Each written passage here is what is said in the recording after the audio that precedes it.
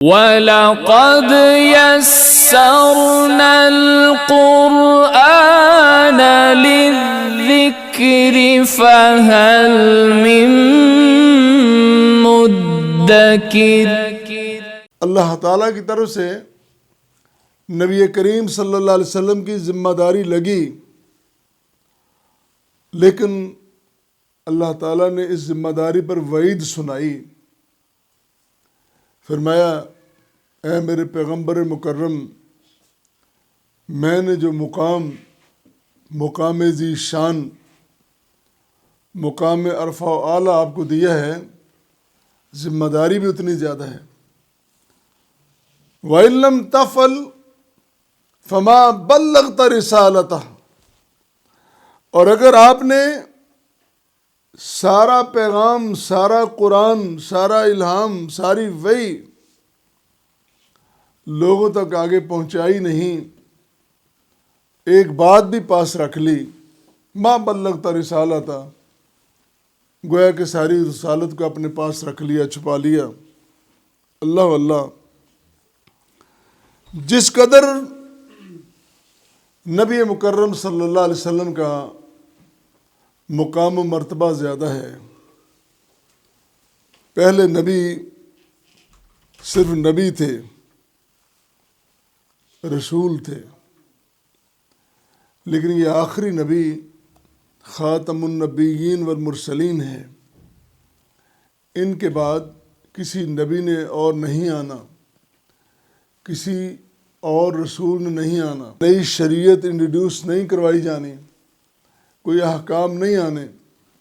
قیامت تک کے لیے، آنے والی نسلوں کے لیے رہنمائی آپ کی کتاب مجید میں اور آپ کے حدیث نبوی میں، حدیث شریف میں موجود ہے۔ کوئی بندہ آج سوال اٹھائے، کوئی شبہ اٹھائے، کوئی زندگی کی رہنمائی لینا چاہے اور پھر وہ یہ کہے اسلام میں اس کی رہنمائی موجود نہیں، وہ جھوٹ کہتا ہے۔ اسلام نے قیامت تک آنے والے تمام مسائل جو آ چکے، جو ابھی آنے ہیں، ان سب کی بنیادی رہنمائی اس شریعت میں اللہ تعالیٰ نے بیان کر دی ہے، اور نبی کریم صلی اللہ علیہ وسلم نے بھی اس کا حق ادا کر دیا۔ اور امام بخاری نے ایک روایت جو ام المومنین سیدہ عائشہ صدیقہ رضی اللہ تعالیٰ عنہ سے ہے، وہ بیان کی ہے کہ اگر کوئی شخص یہ کہے کہ رسول کریم صلی اللہ علیہ وسلم نے کوئی بات، کوئی آیت، کوئی حصہ چھپا لیا، فرمایا وہ جھوٹ کہتا ہے۔ آپ نے کوئی بات چھپائی نہیں، بلکہ آپ نے اپنے لب مبارک کھولے ہی تب ہے جب اللہ تعالیٰ کی طرف سے اجازت ہوتی ہے۔ کوئی آیت اللہ کی اجازت کے بغیر، کوئی بات اپنی اللہ کی اجازت کے بغیر بیان نہیں کی۔ اگر کوئی کہے چھپا لیا تو جھوٹ کہتا ہے۔ اور خاص کر اللہ کا یہ فرمانا کہ یا ایھا الرسول بلغ ما انزل الیک من ربک، اس واضح حکم کے آ جانے کے بعد کس طرح یہ تصور کیا جا سکتا ہے کہ آپ نے کوئی بات بیان نہ فرمائی ہو۔ اسی طرح صحیح بخاری اور صحیح مسلم میں ام المومنین سیدہ عائشہ صدیقہ سے رضی اللہ تعالیٰ عنہ ایک اور روایت ہے، اگر محمد کریم صلی اللہ علیہ وسلم نے کوئی بات چھپانی ہوتی، دو ٹوک بات کی ہے، اگر کوئی چھپانی ہوتی تو یہ آیہ مبارکہ جو سورہ احزاب کی آیت مبارکہ نمبر 37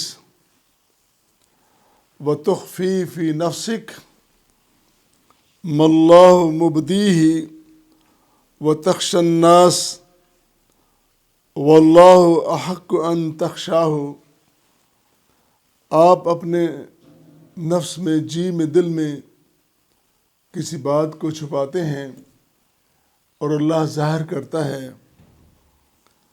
اور آپ لوگوں سے ڈرتے ہیں جبکہ اللہ سے ڈرنا چاہیے اور اسی سے ہی ڈرنا چاہیے۔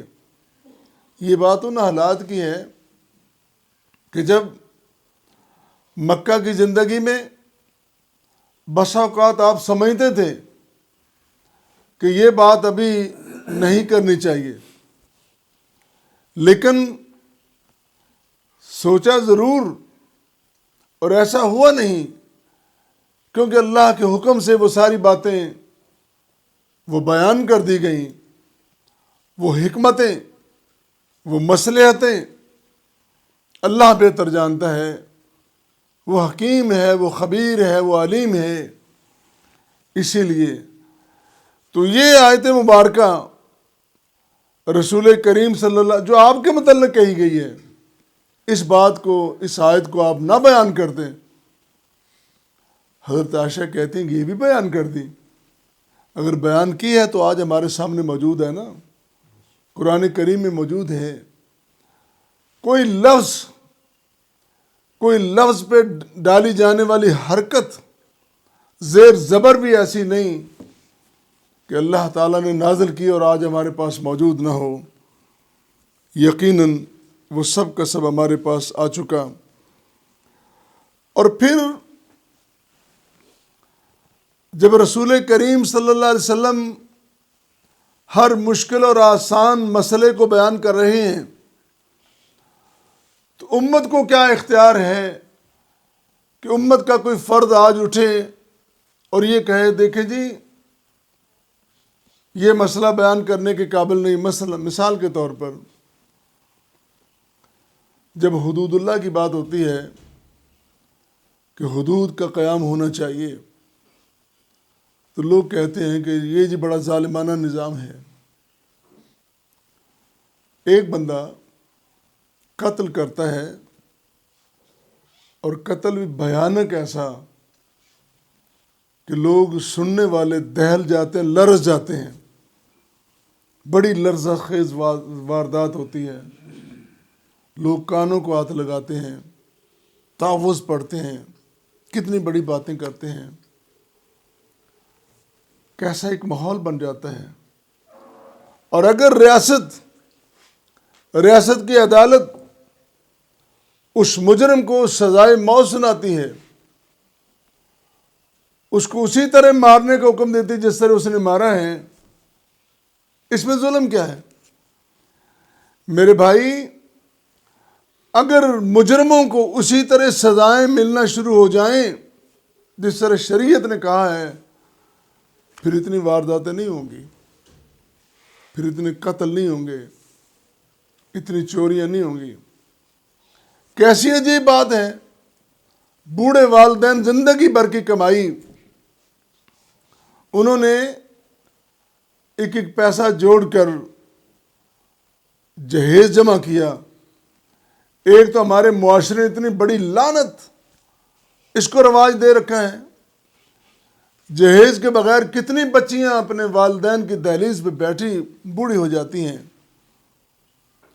اور پھر اس رسم و رواج کے لیے اس کو قربانیاں دینی پڑتی ہیں۔ جہیز تیار کیا اور ایک چور آتا ہے، اس کو اٹھا کے لے جاتا ہے۔ چور اس کی زندگی بھر کی کمائی اٹھا کے لے گیا، اگر پکڑا گیا تو کتنے ہمارے معزز ممبران گرامی قدر، ممبران پارلیمنٹ اس کی سفارش کو پہنچ جاتے ہیں۔ تھانے دار صاحب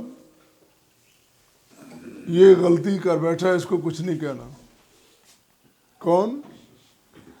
جس نے بوڑھے والدین کی زندگی بھر کی کمائی اٹھا لی، وہ چوری کر کے لے گیا، اس چور کو نہیں پکڑا جا سکتا، سزا نہیں دی جا سکتی۔ اور اگر کہیں پولیس سے آگے عدالت میں پہنچ جائے تو کوئی جج اس کی سزا کا اعلان کر دے تو این جی اوز کھڑی ہو جاتی ہیں۔ وہ این جی اوز جو فارن فنڈڈ ہیں وہ کھڑی ہو جاتی ہیں، جن کا ایجنڈا ہی یہی ہے۔ اللہ واللہ، امت کی بھی ذمہ داری، اپنی ذمہ داری کو نبھانا چاہیے۔ اور اگر نہیں تو پچھلی قوموں امتوں کی طرف نظر اٹھا کے دیکھو، تاریخ اٹھاؤ، کس طرح علماء و مشائخ مسئلے چھپاتے رہے اور اپنی مرضی کے مسئلے بیان کرتے رہے۔ آج پچھلی کتابیں جو آج موجود ہیں، کوئی کتاب بھی اپنی اصلی حالت میں نہیں جس طرح اللہ تعالیٰ کی طرف سے نازل کی گئی تھی۔ علماء نے، مشائخ نے جی بھر کے اس میں، یہ تو اللہ کا نظام ہے کہ قرآن بھی محفوظ ہے اور نبی کریم صلی اللہ علیہ وسلم کی سنت مطہرہ بھی وہ بھی موجود ہیں۔